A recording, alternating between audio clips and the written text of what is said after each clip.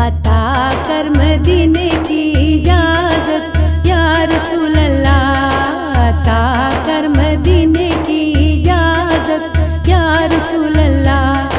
करूँ सब्ज़ गुंबद की ज़ियारत या रसूल अल्लाह या हबीब अल्लाह। अता कर मदीने की इजाजत या रसूल अल्लाह।